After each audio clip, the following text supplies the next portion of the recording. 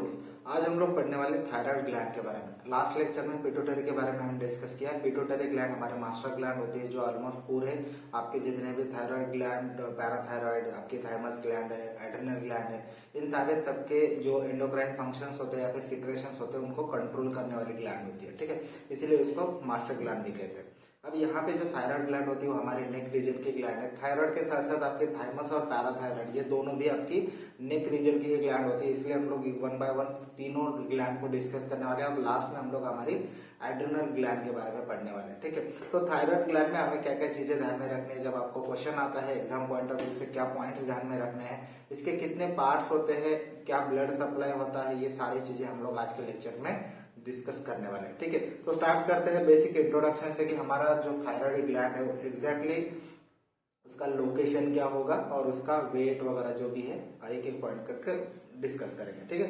अब पहला पॉइंट क्या है, it is N shield shape gland. ठीक है, तो इसका जो शेप होता है ये शील्ड शेप होता है। ठीक है, तो यहाँ पर अगर आप देखोगे तो ये थोड़ा जो ग्रीन कलर से मैं शो कर रहा हूँ ये आपके थायराइड ग्लैंड का पूरा स्ट्रक्चर है। ठीक है, तो ये शील्ड शेप के ग्लैंड है। अगर हम लोग अल्फाबेट के हिसाब से अगर इसका देखेंगे तो ये एच शेप का ग्लैंड लगता है। ठीक है, तो ये आपका एच शेप या फिर शील्ड शेप का ग्लैंड होता है। The thyroid gland which situated low down at the front of the neck. तो ये कहाँ प्रेजेंट है एग्जैक्टली, लो डाउन मतलब आपकी lower side of the neck पे प्रेजेंट है और ये फ्रंट ऑफ द नेक में। ठीक है, दूसरी चीज क्या है, and it lateral to the thyroid cartilage. तो थायराइड कार्टिलेज के लैटरल साइड पे ये यहाँ पर प्रेजेंट होती है।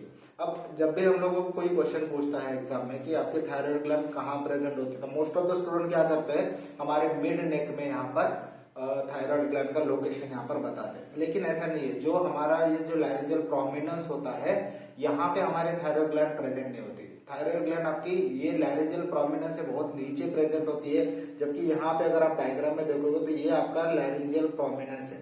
ठीक है, तो ये जो लैरिंजियल प्रोमिनेंस है इसके बहुत नीचे अगर आपको देखोगे तो ये आपका थाइमस इस्थमस प्रेजेंट होता है। ठीक है, और इन दोनों के पेरिफेरल रीजन में आपके थायराइड ग्लैंड के लोब प्रेजेंट होते हैं। इसका मतलब क्या है, ये है आपका थायराइड कार्टिलेज, ये है आपका लैरिंजियल प्रोमिनेंस और इसके नीचे में आपको ये मिलती है lower side of the neck पे आपके थायराइड ग्लैंड मिलती है। ठीक है, अगर हम लोग यहाँ पे इसका वर्टेब्रल रिलेशन देखेंगे, मतलब आपके जो वर्टेब्राज होते हैं जो कि इसके पोस्टीरियरली प्रेजेंट होंगे वो कौन से होते हैं, उसकी लेवल क्या है, it lies opposite to the C5, C6, C7 and T1। ठीक है, तो ये जो वर्टेब्रा है कौन से सर्वाइकल 5, सर्वाइकल 6, सर्वाइकल 7 और थोरेसिक 1 नंबर का जो वर्टेब्रा है इसके अपोजिट में ये आपकी थायराइड ग्लैंड प्रेजेंट होती है। ठीक है, तो इसका मतलब है यहाँ से लेके आपका यहाँ तक का रीजन कौन सा हुआ, C5,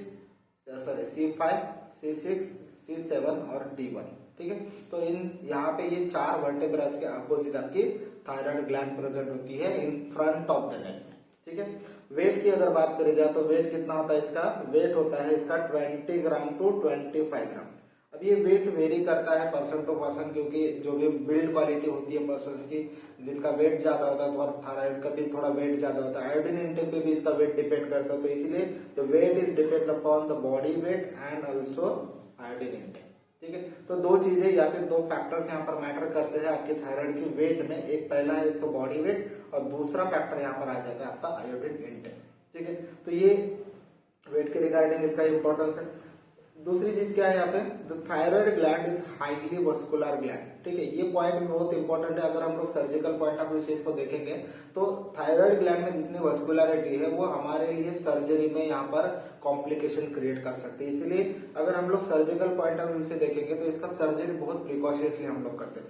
कैसे करते हैं हम लोग आगे डिस्कस करने वाले, एक पॉइंट यहाँ पे आएगा हम लोग डिस्कस करने वाले हैं। तो यहाँ पे आपको एक चीज ध्यान में रखनी है, आपकी जो थायराइड ग्लैंड है इसके साथ साथ आपके एड्रिनल ग्लैंड भी ज्यादा वस्कुलर होती है, लेकिन अगर हम लोग कंपैरेटिवली देखेंगे तो आपके थायराइड ग्लैंड ज्यादा वस्कुलर होती है, इसीलिए इसका जो कलर होता है ना, it is brown in colour. ठीक है, तो ये ब्राउन कलर की आपको दिखती है द एडल्ट थायराइड ग्लैंड। कैसे, एडल्ट वाली जो थायराइड ग्लैंड होगी जो कि फुली डेवलप्ड होगी and the consistency will be the form. तो अगर आप इसको यहाँ पर पाल्पेट करके देखोगे जब स्पेसिमेन निकाल के, तो इसकी कंसिस्टेंसी अगर आप फील करोगे तो फॉर्म कंसिस्टेंसी वाली ये ग्लैंड होती है। ठीक है, कलर कौन सा है, ब्राउन इन कलर। ठीक है, the hormones which are secreted by the thyroid gland stimulates and increase the rate of cellular metabolism. तो जो थायराइड आपकी ग्लैंड है तो उसमें से 3 हार्मोन्स मोस्टली निकलते हैं। पहला होता है आपका T3, ठीक है, जिसे हम लोग ट्राई आयोडोथायरोनिन कहते हैं, ट्राई आयोडोथायरोनिन थायरोनिन।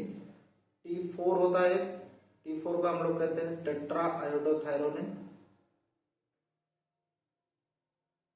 थायरोनिन, और इसी को हम लोग थायरोक्सिन भी कहते हैं, इसी को हम लोग थायरोक्सिन भी कहते हैं। और तीसरा होता है आपका कैल्सिटोनिन, ठीक है। तो ये 3 मेन हार्मोन है आपके थायराइड ग्लैंड से निकलने वाले, लेकिन इसमें से जो आपका थायरोक्सिन है ये क्या कर रहा है, आपकी सेलुलर मेटाबॉलिज्म में हेल्प करता है, ठीक है। दूसरी चीज आपके कैल्शियम को कंट्रोल रखने वाला एक हार्मोन है जो कि आपका कैल्सिटोनिन है, ठीक है। तो ये 2 हार्मोन इंपॉर्टेंट है, उसके साथ साथ आपका ट्राईआयोडोथायरोनिन भी इंपॉर्टेंट ऑर्गन है, इंपॉर्टेंट हार्मोन है जो आपके थायराइड ग्लैंड से निकल रहा है, ठीक है। अब इसके बाद में हम लोग इसके पार्ट्स को पढ़ेंगे। जब हम लोग पार्ट्स की बात करते हैं तो आपको ग्लैंड का शेप नजर आएगा कि ये जो ग्लैंड होती है वो एच शेप की ग्लैंड है, बराबर। तो ये एच शेप में आपको क्या क्या पार्ट्स दिखेंगे, it is N H shape gland, ठीक है। तो हमने पहले इंट्रोडक्शन में देखा कि इसका जो शेप है वो एच शेप का है। It consist of the 2 symmetrical lobe United by the isthmus. इसका मतलब क्या हुआ कि अगर आप इसको देखोगे तो इसमें 2 सिमेट्रिकल लोब है, इसमें जो भी लोब प्रेजेंट है लेफ्ट साइड पे और राइट साइड पे दोनों सिमेट्रिकल है, इसका स्ट्रक्चर अलग अलग नहीं है, और ये दोनों जोड़े जाते हैं या फिर ये कनेक्ट होते हैं with the help of isthmus, ठीक है। तो यहाँ पे जो डायग्राम है आपको क्लियरली नजर आ रहा होगा कि ये जो डायग्राम है यहाँ से ये इसका लोब स्टार्ट हुआ और आपके 6 ट्रैकियल रिंग तक इसका एक्सटेंशन होता है एक्चुअली, ठीक है। और ये बना आपका एक राइट लोब, ये बना आपका लेफ्ट लोब, और इन दोनों के बीच में ये जो स्ट्रक्चर है, ये होता है आपका इस्थमस, ठीक है।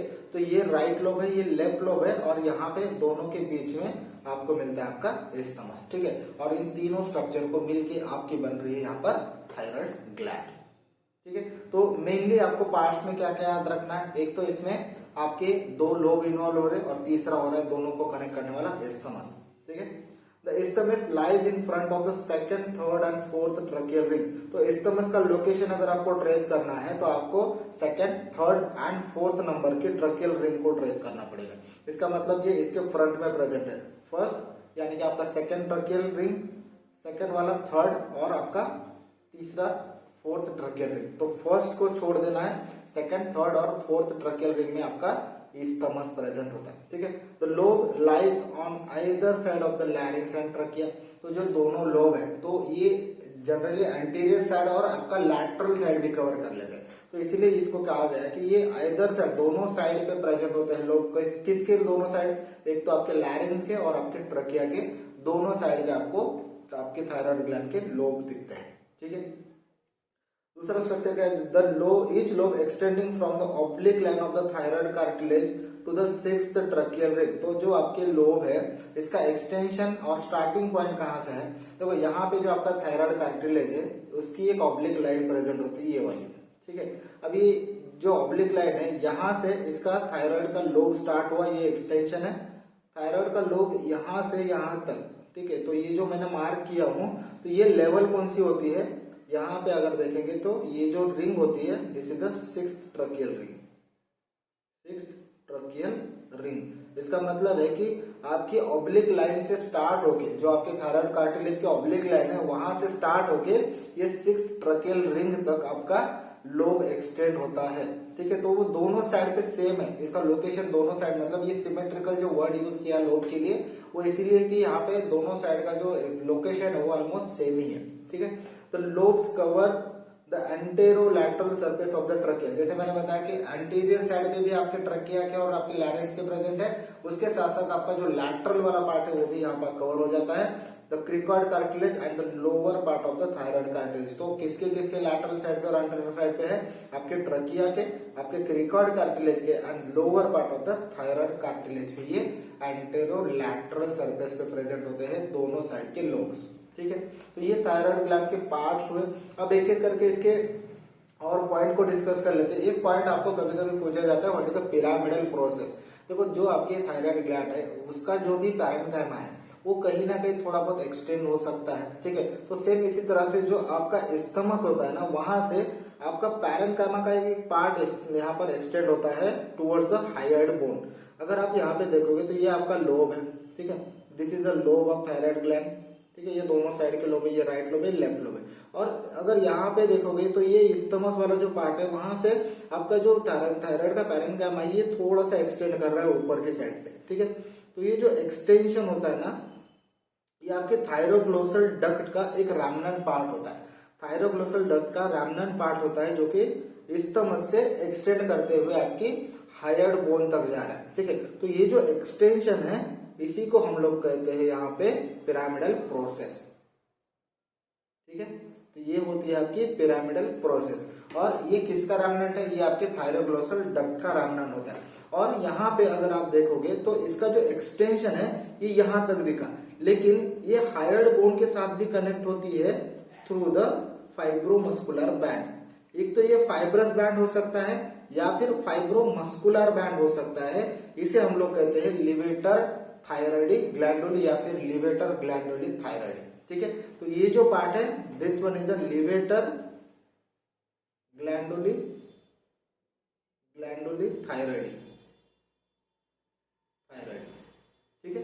तो ये आपका फाइब्रोमस्कुलर बैंड है जो कि आपकी पिरामिडल प्रोसेस को आपके हाइड बोन की बॉडी के साथ अटैच कर रहा है, ठीक है। तो ये है आपका पिरामिडल प्रोसेस का पार्ट। जब यहाँ पे आपको कोई क्वेश्चन पूछेगी what is the pyramidal process of the thyroid gland in 30% of the cases or 30% of the cadaver, a pyramidal process extends upward from the isthmus and may reach up to the hyoid bone। तो आपकी जो hyoid bone की body है वहां तक ये extend कर सकता है, लेकिन इन दोनों के बीच में कनेक्शन प्रेजेंट होता है। This process persist as a remnant of the thyroglossal duct. तो ये जो प्रोसेस होती है पिरामिडल प्रोसेस, ये थायरोग्लोसल डक्ट का यहाँ पर रेमनेंट हो सकती है। दूसरी चीज, it is connected to the body of the hyoid bone. आपके हाइड बोन की बॉडी से ये कनेक्ट करता है थ्रू द फाइब्रस और fibromuscular band which is called the levator glandulae thyroideae, ठीक है। तो ये वर्ड भी आपको याद रखना है क्योंकि इन दोनों के बीच का जो कनेक्शन, मतलब आपके हाइड बोन और आपके पिरामिडल प्रोसेस के बीच का जो कनेक्शन होता है, this one is a levator glandulae thyroideae, ठीक है। अब इसके बाद में थोड़ा कैप्सूल के बारे में देखते हैं। ये जो कैप्सूल का पार्ट होता है ना, ये मोस्टली आपको सर्जिकल इंपॉर्टेंस देता है। सर्जिकल इंपॉर्टेंस में क्यों कह रहा हूँ, क्योंकि जब भी हम लोग यहाँ पे स्ट्रक्चर देखते हैं हमारे थायराइड ग्लैंड का, उसमें आपको 2 कैप्सूल्स मिलते हैं, ठीक है। 2 कैप्सूल्स मिलते हैं, एक होता है आपका ट्रू कैप्सूल, एक होता है आपका फॉल्स कैप्सूल। और सेम ट्रू और फॉल्स कैप्सूल आपको दूसरी ग्लैंड में भी मिलते हैं, प्रोस्टेट ग्लैंड में, ठीक है। दूसरी ग्लैंड में आपके प्रोस्टेट ग्लैंड में भी आपको सेम तरह के कैप्सूल्स मिलते हैं, कवरिंग मिलते हैं आपकी ग्लैंड्स में, ठीक है। अब यहाँ पे डिफरेंस क्या समझना है, ये है आपकी प्रोस्टेट ग्लैंड, ठीक है, प्रोस्टेट ग्लैंड है ये, और ये है आपके थायराइड ग्लैंड, ठीक है। और ये ऊपर का है आपका फॉल्स कैप्सूल, और अंदर का होता है आपका ट्रू कैप्सूल, ठीक है। सेम इस तरह यहाँ पे ये हो गया आपका ट्रू कैप्सूल और ये हो गया आपका फॉल्स कैप्सूल, ठीक है। अब इन दोनों में डिफरेंस क्या और इसका सर्जिकल इंपॉर्टेंस क्या है उसको समझ लेते हैं। जो भी हमारा वेनस प्लेक्सस का पार्ट होता है, जो हमारा वेनस प्लेक्सस का पार्ट होता है, वो थायराइड ग्लैंड में अगर आप देखोगे तो वो आपकी पैरेन्काइमा यानी कि आपकी ट्रू कैप्सूल में प्रेजेंट होता है, ठीक है। तो ये पूरी जो वेनस प्लेक्सस होती है वो आपकी ट्रू कैप्सूल के अंदर प्रेजेंट है, जबकि अगर प्रोस्टेट ग्लैंड में इसके अपोजिट आपको मिलता है, ये आपकी फॉल्स कैप्सूल में प्रेजेंट होती है, ये आपकी फॉल्स कैप्सूल में प्रेजेंट होती है। अब इसका क्लिनिकल या फिर सर्जिकल इंपॉर्टेंस क्या है, देखो जब भी हम लोग सर्जरी करते हैं तो ऑब्वियसली हमारा जो भी पार्ट होता है अगर हमको निकालना है तो ऑब्वियसली हमको उसे एक्सपोज करना पड़ेगा। तो सेम हम लोग थायराइड ग्लैंड के साथ करते हैं। अब ये जो थायराइड ग्लैंड है इसके ऊपर का जो फॉल्स कैप्सूल है, ये फॉल्स कैप्सूल एक्चुअली रिमूवेबल है, मतलब आप इजीली इसको स्ट्रिप आउट कर सकते हो। लेकिन जो ट्रू कैप्सूल होता है वो आपके थायराइड ग्लैंड के साथ अडहेरेंट होता है बहुत ज्यादा तरह से, ठीक है। तो इसलिए होता क्या है कि जब भी आप यहाँ पे true capsule sorry false capsule को एक्सपोज करोगे तो आपकी जो ग्लैंड है ये ट्रू कैप्सूल के साथ अटैच होती है, बराबर। अब यहाँ पे जो वेनस प्लेक्सस है ये ट्रू कैप्सूल के अंदर प्रेजेंट है, ठीक है, ट्रू कैप्सूल के अंदर प्रेजेंट है। इससे हो सकता क्या है कि अगर मान लो आपने गलती से ये ट्रू कैप्सूल को यहाँ पर ब्रेक कर दिया तो होगा क्या, आपके वेनस प्लेक्सस को ट्रॉमा हो जाएगा, ठीक है। और जैसे ही इसको ट्रॉमा हो गया तो सीवियर हेमोरेज होने के चांसेस हो जाते हैं। और ये सीवियर हेमोरेज या फिर थ्रोम्बस, यहाँ पे अगर ब्लीडिंग नहीं होना चाहिए तो इसलिए हम लोग क्या करते हैं कि ये जो फॉल्स कैप्सूल है इसको यहाँ पर रिमूव कर लेते हैं और रिमूव करके आपके ट्रू कैप्सूल के साथ आपकी पूरी थायराइड ग्लैंड को निकाल लेते हैं, ठीक है। ये पहला पार्ट हुआ। प्रोस्टेट ग्लैंड में इसके अपोजिट हम लोग करते हैं, क्या करते हैं, जैसे कि ये पार्ट होता है आपकी यूरेथ्रा का पार्ट, तो जनरली प्रोस्टेट ग्लैंड की जो सर्जरी हम लोग करते हैं उसे हम लोग कहते हैं TURP। जब भी आपकी प्रोस्टेट ग्लैंड थोड़ा सा यहाँ पे साइज में बढ़ जाती है जिसे हम लोग हाइपरप्लाजिया कहते हैं, ठीक है, तो ये जब होता है तो आप इसको सर्जरी करते हो TURP नाम की। इसका मतलब होता है trans urethral resection of prostate, resection of prostate, ठीक है। तो जब आप TURP करते हो तो TURP में आप क्या करते हो कि जहां पे आपकी प्रोस्टेट ग्लैंड अंदर से जितनी भी बड़ी है, ठीक है, जो भी आपका पार्ट बड़ा है वो आप रिसेक्ट कर लेते हो, ठीक है। तो अंदर से जैसे कि आप स्कोप डालोगे मतलब आपकी यूरेथ्रा के थ्रू, और यहाँ से जितना भी पार्ट आपकी प्रोस्टेट का बड़ा है वो आप रिसेक्ट करके पूरा निकाल लोगे। और यहाँ पर एक चीज का ध्यान रखते हो आप, जो आपका ट्रू कैप्सूल है इसी से आपका पूरा सर्जरी होना चाहिए। जबकि अगर आप फॉल्स कैप्सूल को यहाँ पर ट्रॉमा करोगे तो सीवियर ब्लीडिंग होने के चांसेस होते हैं, क्योंकि जो आपकी वेनस प्लेक्सस प्रेजेंट होती है वो आपकी फॉल्स कैप्सूल में, ठीक है। तो एग्जैक्ट अपोजिट आपकी सर्जरी के दौरान अगर आप थायराइड की सर्जरी कर रहे हो तो एग्जैक्ट अपोजिट रूल फॉलो करना है, आपको फॉल्स कैप्सूल ब्रेक करना है। लेकिन जब प्रोस्टेट की सर्जरी कर रहे हो तो फॉल्स कैप्सूल को ब्रेक नहीं करना। इसके अलावा अगर हम यहाँ पे थायराइड ग्लैंड को देखोगे तो ट्रू कैप्सूल के साथ इसको निकालना होता है, लेकिन यहाँ पे ट्रू कैप्सूल को ट्रॉमा कर भी दिए तो भी यहाँ पर प्रोस्टेट ग्लैंड में कुछ हार्म नहीं होता, क्योंकि आपका जो भी पार्ट यहाँ पे रिसेक्ट करना होता है आपके ट्रू कैप्सूल के साथ ही अडहेरेंट होता है, ठीक है। तो ये कुछ पॉइंट है जो हमें याद रखने हैं। तो इसका मतलब क्या है कि आपकी जो थायराइड ग्लैंड है उसके ऊपर 2 कैप्सूल आपको नजर आएंगे। जो कैप्सूल प्रेजेंट होते हैं, जो कवरिंग प्रेजेंट होती है, वो बनती किससे है उससे हम लोग यहाँ पर डिस्कस करेंगे। तो पहला अगर आप देखोगे तो ये है आपका थायराइड ग्लैंड, ये ट्रांसवर्स सेक्शन लिया है और यहाँ पर ये जो है आपका थायराइड ग्लैंड है, ठीक है। और थायराइड ग्लैंड के जस्ट एडहेरेंट आपको मिलता है आपका ट्रू कैप्सूल, ठीक है। और पेरिफेरल रीजन में, यहाँ पे पेरिफेरल रीजन में आपको मिलता है आपका फॉल्स कैप्सूल, ठीक है। जो फॉल्स कैप्सूल है आप इजीली स्ट्रिप आउट कर सकते हो, लेकिन ट्रू कैप्सूल को स्ट्रिप आउट करना या फिर निकालना थोड़ा डिफिकल्ट होता है या फिर मुश्किल होता है, ठीक है।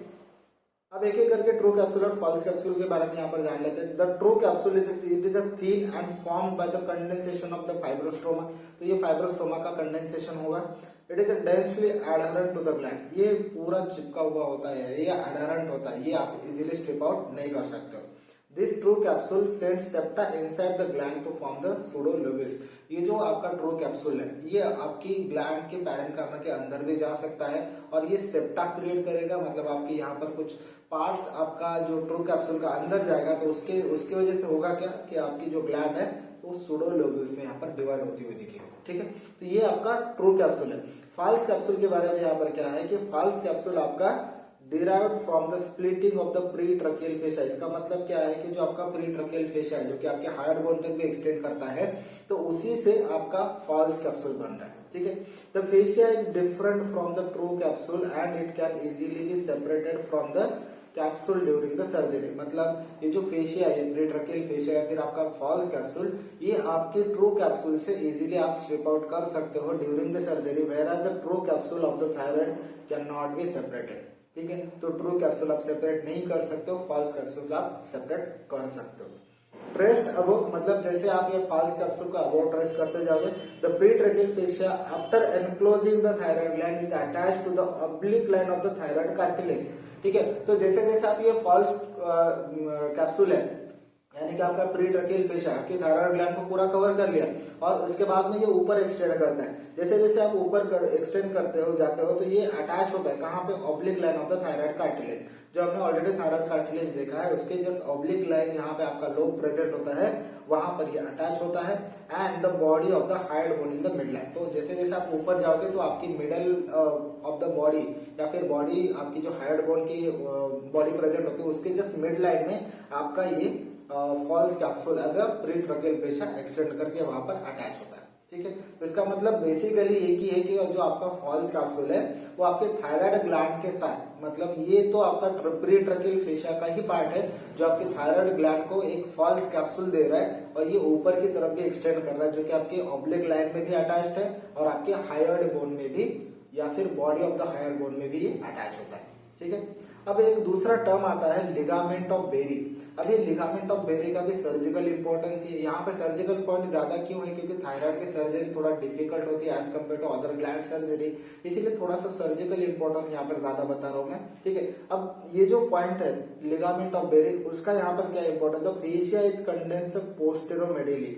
जो आपका प्री ट्रकियल फेशिया जो मैंने ऑलरेडी अभी बताया कि जो फॉल्स कैप्सूल वो भी प्री ट्रकिया का ही आपका कंडेंसेशन होता है, और ये यहाँ पर अगर आप देखोगे तो जो पोस्टेरोमीडियल पार्ट होता है आपके थायराइड का लोब का, उसमें आपको जो फॉल्स कैप्सूल है या फिर आपका प्री ट्रकियल फेशिया है उसी का कंडेंसेशन दिखता है into the ligament of Berry on each side.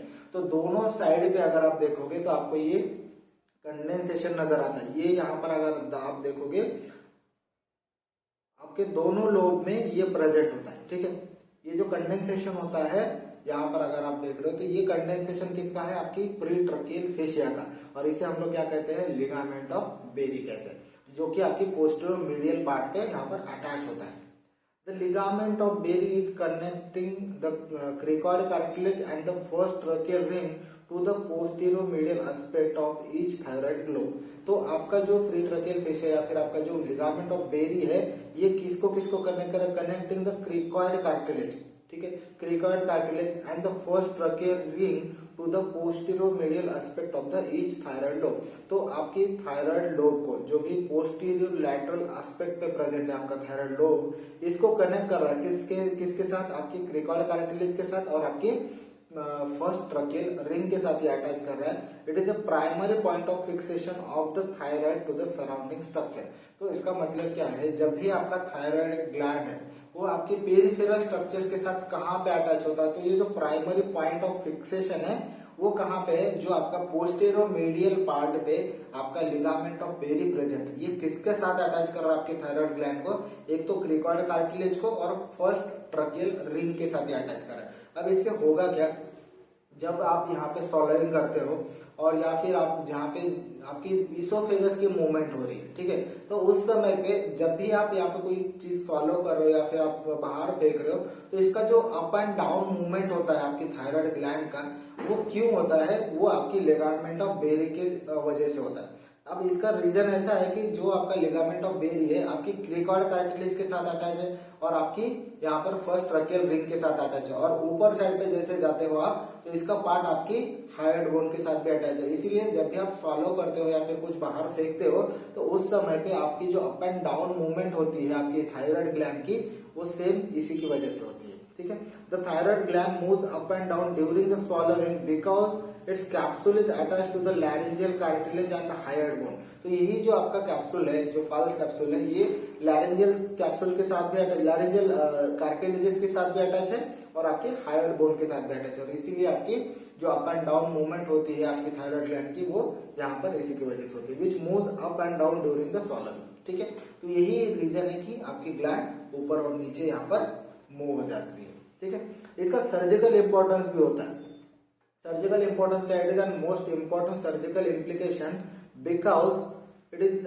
Because of its relationship to the recurrent laryngeal nerve. तो जैसे आप यहाँ पे देख रहे हो कि ये जो पार्ट होता है ये आपकी रिकरेंट लैरिंजियल नर्व के साथ अटैच है। ठीक है, मतलब ये जो लिगामेंट ऑफ बेरी है कहीं ना कहीं आपकी रिकरेंट लैरिंजियल के साथ यहाँ पर अटैच होता है, और जब आप सर्जरी करते हो तो आपको सबसे ज्यादा दो चीजों को बचाना है। एक तो आपकी ब्लीडिंग जो जो कि आप ट्रू कैप्सूल को ब्रेक करके कर सकते हो, और दूसरी आपकी रिकरेंट लैरिंजियल नर्व। अब इसकी वजह से हो क्या सकता है, जैसे आप मान लो कि रिकरेंट लैरिंजियल नर्व को आपकी वजह से ट्रॉमा हो गया ड्यूरिंग सर्जरी, एक्सीडेंटल ट्रॉमा हो सकता है, या फिर अगर आप ट्रेन नहीं हो उतना सर्जरी में तो भी ट्रॉमा होने के चांसेस हो सकते हैं।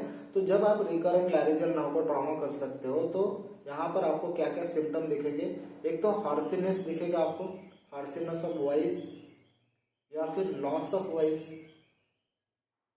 वॉइस हो सकता है, या फिर डिफिकल्टी डिग्लूटेशन हो सकता है, डिफिकल्टी इन डिग्लूटेशन, बराबर। तो ये 3 सिम्टम मेन है, बाकी के भी सिम्टम दिख सकते हैं यहाँ पे, लेकिन आपको हॉर्सीनेस हो सकता है, और या फिर लॉस ऑफ वॉइस हो सकता है, या फिर डिफिकल्टी डिग्लूटेशन हो सकता है अगर आप यहाँ पे रिकरेंट लैरिंजियल नर्व को यहाँ पर ट्रॉमा करते हो। इसीलिए जब भी हम लोग सर्जरी करते हैं तो पहले आपको यहाँ पर लिगामेंट ऑफ बेरी को ट्रेस करना है। जब भी आप लिगामेंट ऑफ बेरी को ट्रेस करोगे तो यहाँ से ही आपकी रिकरेंट लैरिंजियल नर्व पास होती हुई दिखेगी। अगर आप यहाँ पे ट्रेस अच्छी तरह से करोगे तो आप यहाँ पे इसको बचा सकते हो। और दूसरा जो मैंने पॉइंट बताया, अगर आप यहाँ पे ट्रू कैप्सूल को अगर आप यहाँ पर ब्रेक करते हो तो भी आपकी ब्लीडिंग के चांसेस बढ़ जाते हैं, ठीक है। तो ये 2 कॉम्प्लिकेशन आपकी थायराइड सर्जरी के मेन इंपॉर्टेंट कॉम्प्लिकेशन हो सकते हैं, इसलिए इसको अवॉइड करना है, ठीक है। The nerve passes deep to or through the ligament, तो एक तो इसके डीपली जाएगी या फिर ये लिगामेंट के थ्रू भी जा सकती है, ठीक है। The small branches of inferior thyroid artery lies close to this ligament and bleed during the surgery. इसका मतलब क्या है कि जो आपकी इंफीरियर थायराइड आर्टरी है, जो कि आपकी थायराइड को सप्लाई करती है लोअर साइड पे, उसकी कुछ स्मॉल ब्रांचेस ये भी आपकी लिगामेंट ऑफ बेरी से होती हुई जाती है। तो इसीलिए जब भी आप यहाँ पे लिगामेंट ऑफ बेरी को ट्रेस कर रहे हो तो आपको दोनों कॉम्प्लिकेशन से बचना है, एक तो रिकरेंट लैरिंजियल नर्व को ट्रॉमा करने से, और दूसरा आपका इंफीरियर थायराइड की ब्रांचेस को यहाँ पे ट्रॉमा करने से, ठीक है। और इसकी वजह से हो क्या सकता है, ब्लीडिंग हो सकती है during the surgery. Extreme care is required to control the bleeding here to avoid the injury to the recurrent laryngeal nerve। तो दोनों कॉम्प्लिकेशन को आपको यहाँ पर अवॉइड करना है, एक तो ब्लीडिंग और आपकी injury to the recurrent laryngeal nerve, ठीक है। तो ये पार्ट होता है आपके थायराइड की मेन सर्जिकल इंपॉर्टेंस का। अब एक एक करके इसके रिलेशन देखेंगे। रिलेशन में आपको क्या क्या चीजें ध्यान में रखते हैं, पहले तो इसके पार्ट्स होते हैं, जो लोब होता है उसका एपेक्स होता है, एक बेस होता है, उसके सरफेस होते हैं, उसकी बॉर्डर्स होती है, और इन सब के रिलेशन में कुछ ना कुछ पार्ट्स या फिर कुछ ना कुछ पार्ट आपके ऑर्गन्स आते हैं, उसको एक एक करके समझने वाले हम लोग। तो पहले आप यहाँ पर लोब देखो, each lobe of the thyroid gland is रफली पिरामिडल इन शेप और कोनिकल इन शेप, ठीक है। तो जैसे आप यहाँ पर देख पा रहे हो कि ये जो लोब है, यहाँ पर ये लोब कैसा है, इसका शेप कैसा है, आपकी एक पिरामिड शेप का यहाँ पर लोब आपको दिख रहा है, ठीक है। तो इस पिरामिड शेप की लोब में आपको क्या क्या पार्ट्स नजर आते हैं। पहला पार्ट होता है इसका एपेक्स का, दूसरा पार्ट होता है बेस का, 3 सरफेसेस नजर आते हैं आपको, एक लैटरल मीडियल और आपका एक पोस्टीरियर लैटरल सरफेस, और 2 बॉर्डर होती है इसकी, एक तो एंटीरियर बॉर्डर होती है और एक आपकी पोस्टीरियर बॉर्डर होती है, ठीक है। तो यहाँ पे अगर आप देखोगे तो ये है आपका एपेक्स वाला पार्ट, जो कि आपकी थायराइड कार्टिलेज के पास है या फिर आपके ऑब्लिक लाइन के पास है, ठीक है। ये होता है आपका बेस वाला पार्ट, जो कि आपके 6 ट्रकियल रिंग के पास है, ठीक है। और यहाँ पे अगर आप देखोगे तो ये आपका लैटरल सरफेस है, ये वाला, ठीक है। यहाँ पर लैटरल सरफेस होता है, यहाँ पर होता है आपका मीडियल सरफेस, और यहाँ पर होता है आपका पोस्टेरो लैटरल सरफेस, ठीक है। अगर आप यहाँ पे दूसरी डायग्राम देखोगे तो ये आपको ट्रांसफर सेक्शन में क्लियरली नजर आएगा। तो ये है आपका लैटरल सरफेस, ठीक है। यहाँ पे आता है आपका मीडियल सरफेस, और ये होता है आपका पोस्टेरो लैटरल सरफेस, ठीक है। तो एक एक करके इसके रिलेशन को समझने वाले हम लोग। पहले हम लोग एपेक्स को देख लेते हैं कि एपेक्स में आपको क्या क्या रिलेशंस नजर आते हैं। तो एपेक्स, ये जो स्ट्रक्चर इट इज लाइज और डायरेक्टेड अपवर्ड। तो जैसे आप यहाँ पे देखोगे तो ये इसका डायरेक्शन कैसा है, इट इज डायरेक्टेड अपवर्ड, ठीक है। दूसरी चीज क्या है एपेक्स के बारे में, it extends up to the oblique line of the thyroid cartilage where it is limited above by the attachment of the sternothyroid muscle। अब ये लाइन का मीनिंग क्या होता है, जैसे यहाँ पर अगर आप देखोगे तो ये है आपका एपेक्स, ठीक है। ये जो आपकी थायराइड कार्टिलेज के साथ अटैच है, ये आपका एपेक्स है। अब यहाँ पे अगर आप लैटरल साइड पे देखोगे तो लैटरल साइड पे एक स्टर्नोथायराइड मसल है, स्टर्नोथायराइड मसल, और मीडियल साइड पे जाओगे तो यहाँ पे आपको मिलती है inferior constrictor, inferior constrictor muscle, constrictor muscle. तो इन दोनों के बीच में आपका एपेक्स जो है वो सैंडविच होता है, मतलब आपका प्रेस्ड होता है, ठीक है। तो आपको मीडियल साइड पे मिलती है आपकी इंफीरियर कॉन्स्ट्रिक्टर मसल और लैटरल साइड पे होती है आपकी स्टर्नोथायराइड मसल। तो जो स्टर्नोथायराइड मसल है उसका जो ओरिजिन होता है मतलब आपके स्टर्नम से होता है और आपके थायराइड कार्टिलेज में यहाँ पर ये आके यहाँ पर खत्म होती है। तो बेसिकली इसका कहने का मतलब क्या है कि जहां से आपकी जो स्टर्नोथायराइड मसल जा रही है इसके ऊपर ये आपका एपेक्स बढ़ नहीं सकता, ये लिमिटेड हो जाता है ड्यू टू स्टर्नोथायराइड मसल, ठीक है। तो यही पार्ट यहाँ पर बताया है कि जैसे यहाँ पर आप डायग्राम में देखोगे ये वाली, तो ये होती है आपकी स्टर्नोथायराइड मसल, ये आपकी स्टर्नोथायराइड मसल है जिसकी वजह से आपका जो एपेक्स है यहाँ पर लिमिटेड हो जाता है और इसके यहाँ पर मीडियल साइड पे आपको मिलती है आपकी इंफीरियर कॉन्स्ट्रिक्टर मसल, ठीक है। The apex lies between the inferior constrictor medially and the sternothyroid lateral, जो मैंने अभी बताया। The external branch of the superior laryngeal nerve, कौन सी एक्सटर्नल ब्रांच किसकी, superior laryngeal nerve की, is medial to this part of the gland as it supplies or as it passes to supply the cricothyroid। तो जो आपकी superior laryngeal nerve की जो branch होती है एक्सटर्नल ब्रांच, ये आपके क्रिकोथायराइड को सप्लाई करती है, लेकिन वो कहां से जाती है, it present medial to this part of the gland as it passes to supply the cricothyroid. इसका मतलब ये जो पार्ट है जो आपका एपेक्स है इसके मीडियल साइड से आपको सुपीरियर लैरिंजियल नर्व की एक ब्रांच मिलती है जो कि आपकी क्रिकोथायराइड को सप्लाई करती है, जो कि एक्सटर्नल ब्रांच होती है, ठीक है। तो ये इसके रिलेशन हो गए आपके एपेक्स के। अब बात करते हैं इसके बेस के बारे में, ठीक है। जब आप यहाँ पे बेस देखते हो, the base is extended up to the fifth or sixth tracheal ring. जैसे मैंने बताया कि जो लैटरल एक्सटेंशन होता है या फिर लोअर साइड में जितना एक्सटेंशन होता है आपकी थायराइड की लोब का, वो ऑलमोस्ट आपके fifth to sixth tracheal ring तक का होता है। इसीलिए जो बेस बनेगा तो ऑब्वियसली वो इसी लाइन पे या फिर इसी लेवल पे बनेगा। It is related to the inferior thyroid artery and recurrent laryngeal nerve। तो बेस भी आपके कौन से पार्ट के रिलेशन में आ रहा है, एक तो होगा आपका इंफीरियर थायराइड आर्टरी, दूसरा होगा आपका रिकरेंट लैरिंजियल नर्व। तो बेस के रिगार्डिंग आपको दो लोकेशन या फिर दो रिलेशन याद रखने हैं। पहला है आपका inferior thyroid artery and second one is a recurrent laryngeal nerve. और बेस कहां तक एक्सटेंड कर रहा है, आपकी fifth to sixth tracheal ring तक ये एक्सटेंड कर रहा है, ठीक है। अब बात करते हैं लैटरल सरफेस की। अब तीन सरफेस हमने देखने हैं। पहला लैटरल सरफेस। अब लैटरल सरफेस को हम लोग सुपरफिशियल सरफेस भी कहते हैं। अब ये क्या है, it is a convex and it's covered by the three strap muscle. तो ये जो स्ट्रैप मसल्स होती है वो कौन सी है, एक तो आपकी स्टर्नोथायराइड है, एक तो स्टर्नोहायोइड है और आपकी दूसरी होती है ओमोहायोइड का इंफीरियर बेली वाला पार्ट। तो ये तीन स्ट्रैप मसल होती है जो आपकी लैटरल सरफेस के साथ यहाँ पर अटैच होती है या फिर इसके कवर्ड होती है, ठीक है। तो sternothyroid, sternohyoid and the superior belly of the omohyoid, sorry मैंने इंफीरियर बोल दिया था, superior belly of the omohyoid muscle ये आपकी यहाँ पर लैटरल सरफेस पे प्रेजेंट होती है, ठीक है। The anterior border of the sternocleidomastoid overlapping it inferiorly. तो जैसे यहाँ पर अगर आप देखोगे डायग्राम में, तो ये यहाँ पर ये लैटरल सरफेस वाला पार्ट है, ठीक है, ये लैटरल सरफेस वाला पार्ट है। इसके लोअर साइड पे आपको ये स्टर्नोक्लीडोमास्टोइड मसल का यहाँ पर रिलेशन मिलता है। और अगर आप सुपीरियरली यहाँ पर देखोगे तो ये है आपकी स्टर्नोथायराइड मसल, ये आपकी स्टर्नोहायोइड मसल और ये है आपकी ओमोहायोइड मसल, ठीक है। तो ये तीनों स्ट्रैप मसल्स आपको कवर में मिलती है।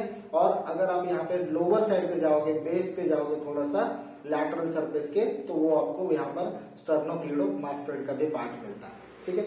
The sternothyroid muscle do not completely meet in the midline above the level of the isthmus। मतलब आपका जो sternothyroid muscle है ये यहाँ पर completely meet नहीं होता है मीडियल साइड पे, ठीक है। मीडियल मतलब आपका जो मिडलाइन वाला पार्ट है वहां पर ये completely meet नहीं होता है। जबकि आपका जो ओमोहायोइड मसल है, सॉरी जो स्टर्नोहायोइड मसल है, यहाँ पर अगर आप देखोगे ये स्टर्नोथायराइड मसल है, यहाँ पर ये मीडियली मीट नहीं करता है। लेकिन अगर आप यहाँ पे स्टर्नोथायराइड मसल को, स्टर्नोहायोइड मसल को देखोगे, स्टर्नोहायोइड मसल ये यहाँ पर मीडियली मीट होता है, ठीक है, मीडियली मीट होता है एज अ मीडियम राइफल। तो तो जब भी आप सर्जरी करते हो तो पहले आपको ये मीडियल साइड वाला पार्ट यानी कि आपका जो स्टर्नोहायोइड मसल वाला पार्ट होता है इसी को आपको सेपरेट करना होता है, तभी जाके आप यहाँ पर थायराइड को अप्रोच कर सकते हो। ठीक है, तो sternohyoid muscle meet in the median raphe which is typically split during the thyroidectomy. तो जब हम लोग थायराइडेक्टॉमी करते हैं तो उस समय पे हमें यहाँ पे स्टर्नोहायोइड मसल का जो स्ट्रैप होता है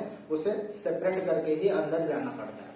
ठीक है, अब दूसरा पार्ट है या फिर दूसरा सरफेस है मीडियल सरफेस। मीडियल सरफेस कौन सा है वाला? ये वाला मीडियल सरफेस। अब इसके रिलेशन आपको ध्यान रखने में बहुत इजी है। यहाँ पे आपको दो ट्यूब मिलेगी, टू ट्यूब्स। कौन सी? पहली है ट्रकिया, दूसरी है इसोफेगस। ठीक है, तो ये वाला पार्ट है आपके ट्रकिया का और ये वाला पार्ट है आपका इसोफेगस का, जो कि आपके मीडियल साइड पे प्रेजेंट है। ठीक है, दूसरा क्या है? दो मसल्स प्रेजेंट होगी। कौन सी? एक तो होती है आपकी इंफीरियर कॉन्स्ट्रिक्टर मसल, दूसरी होती है आपकी क्रिकोथायराइड मसल। ठीक है, तो दो मसल कौन सी? इंफीरियर कॉन्स्ट्रिक्टर, दूसरी होगी आपकी क्रिकोथायराइड मसल। दो कार्टिलेजेस प्रेजेंट होते हैं। कौन से? एक क्रिकॉइड कार्टिलेज, दूसरा थायराइड कार्टिलेज। और दो नर्व प्रेजेंट होती है, external and recurrent laryngeal nerve. तो एक्सटर्नल लैरिंजियल नर्व और आपके रिकरेंट लैरिंजियल नर्व, ये दो नर्व प्रेजेंट होगी। तो जब आप यहाँ पे मीडियल सरफेस देखते हो, उसके रिलेशन पढ़ते हो, तो उसमें आपको बहुत इजी तरह से यहाँ पर दिया है। दो ट्यूब है। कौन सी? एक ट्रकिया है, एक इसोफेगस है। दो मसल्स है, एक तो इंफीरियर कॉन्स्ट्रिक्टर है, एक क्रिकोथायराइड है। दो कार्टिलेजेस है, एक क्रिकॉइड कार्टिलेज है, थायराइड कार्टिलेज है। और दो नर्व प्रेजेंट होती है, एक तो आपकी एक्सटर्नल और आपकी दूसरी रिकरेंट लैरिंजियल नर्व। ठीक है, तो ये हुआ आपका मीडियल सरफेस वाला पार्ट। अब यहाँ पे पोस्टेरो लैटरल सरफेस देख लेते हैं। तो पोस्टेरो लैटरल सरफेस क्या है? It is related to the medial aspect of the carotid sheath. तो यहाँ पे अगर आप देखोगे डायग्राम में, तो ये आपकी कैरोटिड आर्टरी है और इसी के पेरीफेरी में आपको कैरोटिड शीथ मिलता है और ये है आपका पोस्टेरो लैटरल सरफेस। ठीक है, अब दूसरी चीज क्या है हमारी इसके रिलेशन में अगर आप देखोगे, इफ एनलार्ज द लोब में extend across the more laterally placed internal jugular vein. तो जब यहाँ पर अगर पोस्टेरो मीडियल पार्ट या फिर आपका पोस्टेरो लैटरल पार्ट अगर यहाँ पर इनलार्ज होता है तो ये ऑलमोस्ट आपके इंटरनल जुगुलर वेन तक भी ये जा सकता है। ठीक है, the parathyroid gland usually lies in contact with this surface between it and the facial sheath। तो जो आपकी पैराथायरॉइड ग्लैंड होती है, हम लोग आगे पढ़ने वाले, तो वो आपकी पोस्टेरो लैटरल सरफेस के रिलेशन में आती है। ठीक है, तो पैराथायरॉइड ग्लैंड आपकी इसी सरफेस के रिगार्डिंग हम लोग पढ़ने वाले। ठीक है, ये वो आपका पोस्टेरो लैटरल सरफेस और पोस्टीरियर सरफेस। दो बॉर्डर हमने पढ़ने हैं, एक एंटीरियर बॉर्डर है। The anterior border is a thin and separates superficial यानी कि आपका lateral surface और medial surface। ठीक है, तो दो सरफेस को डिवाइड कर रही है, एक तो lateral surface को और दूसरा medial surface को डिवाइड करने वाली कौन सी बॉर्डर है? anterior border। It is related to the anterior branch of the superior thyroid artery। Relation क्या है इसका? superior thyroid branch की या फिर superior thyroid artery की anterior branch। ठीक है, दूसरी होती है आपकी पोस्टीरियर बॉर्डर। पोस्टीरियर बॉर्डर क्या? It is a thick and rounded. ये आपके एंटीरियर बॉर्डर थिन है, पोस्टीरियर बॉर्डर आपके थिक और राउंडेड। पोस्टीरियर बॉर्डर के रिलेशन में भी आपके पैराथायरॉइड ग्लैंड्स आते हैं जो कि आपकी लोअर साइड में प्रेजेंट होते हैं। It is thick and rounded, it separates the medial and posterior surface. ठीक है, तो ये किसको सेपरेट कर रही है? एक तो मीडियल सरफेस को और दूसरा पोस्टीरियर सरफेस यानी कि आपका पोस्टेरो लैटरल सरफेस को। ठीक है, it is related to the longitudinal arterial anastomosis between the superior and inferior thyroid artery। तो पोस्टीरियर बॉर्डर पे मोस्टली ये एनास्टोमोसिस होता है। कौन सी आर्टरी का? एक तो आपकी सुपीरियर थायराइड और आपकी इंफीरियर थायराइड आर्टरी का जो एनास्टोमोसिस पॉइंट है वो आपका यहाँ पर पोस्टीरियर बॉर्डर पे होता है। ठीक है, और पोस्टीरियर बॉर्डर किसको सेपरेट कर रही है? एक तो आपकी मीडियल सरफेस से पोस्टीरियर सरफेस को यहाँ पर सेपरेट करती है। ठीक है, अब देख लेते हैं इस्थमस का पार्ट। इस्थमस क्या है? The isthmus is present horizontal. अब यहाँ पे पहले से हम लोग यहाँ पर पढ़ते आ रहे हैं कि जो आपका लोब है ये यहाँ पर वर्टिकली प्रेजेंट है और आपका जो इस्थमस होता है ये आपका हॉरिजॉन्टली प्लेस्ड है। ठीक है, यहाँ पर देखेंगे तो this one is present is a horizontal direction. तो इसमें आपको क्या क्या नजर आएगा? It present with the two surfaces. First one is anterior surface जो कि आपको एंटीरियरली दिखेगा and second one is the posterior surface जो आपको पोस्टीरियर साइड पे मिलेगा। दो बॉर्डर प्रेजेंट होगी, एक तो सुपीरियर बॉर्डर होगी और एक इंफीरियर बॉर्डर होगी। तो सुपीरियर बॉर्डर है और आपकी एक इंफीरियर बॉर्डर होगी। ठीक है।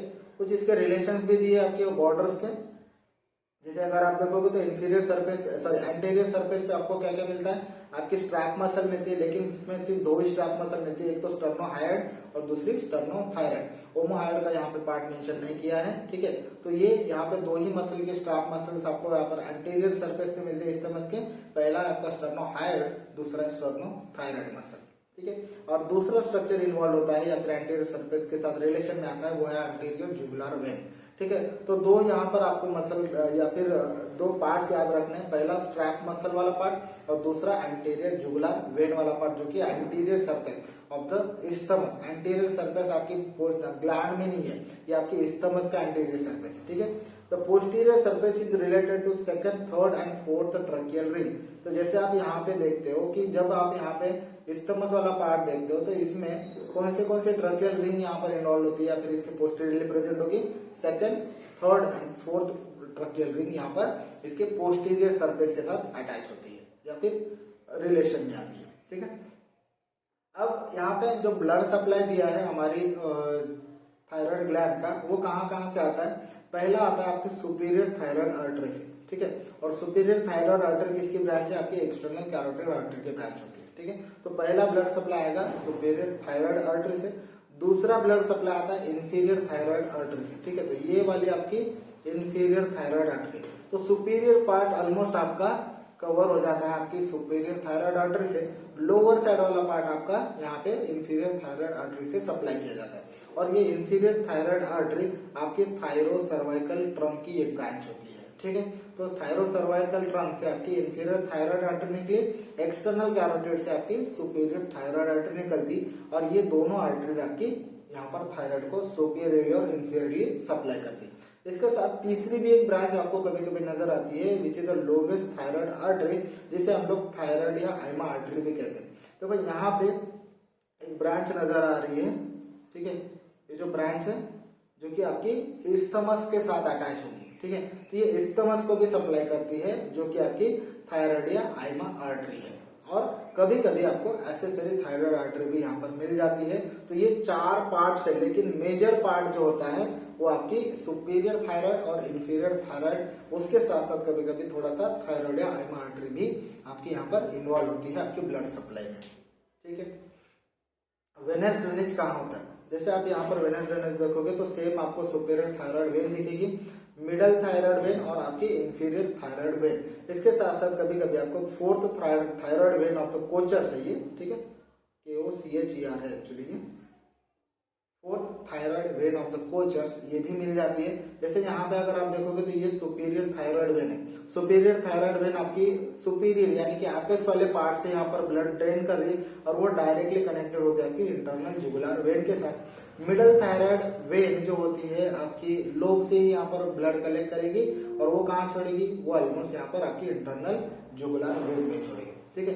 तीसरी ब्रांच आपके इंटरनल जुगुलर के साथ डायरेक्टली अटैच होती है, जो कि आपकी वेन ऑफ द कोचर है, जो कि आपको यहाँ पर फोर्थ थायराइड वेन भी इसे हम लोग कहते हैं।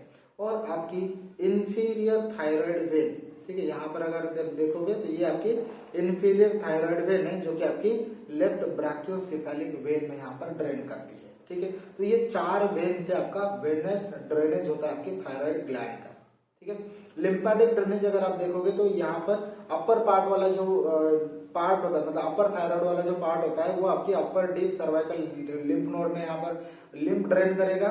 लोअर वाला जो पार्ट होगा, बेस वाला जो पार्ट होगा, वो lower deep cervical lymph node में यहाँ पर इसका लिम्फ ड्रेनेज होता है, ठीक है। तो ये इसका लिम्फेटिक ड्रेनेज है। ऑलमोस्ट यहाँ पे हमने पूरी थायराइड का जो स्ट्रक्चर था, उसके पार्ट्स, उसके रिलेशन को यहाँ पर कवर कर लिया है। अब यहाँ पे जो क्वेश्चन आते हैं मोस्टली आपको थायराइड के पार्ट्स पे भी आ सकते हैं।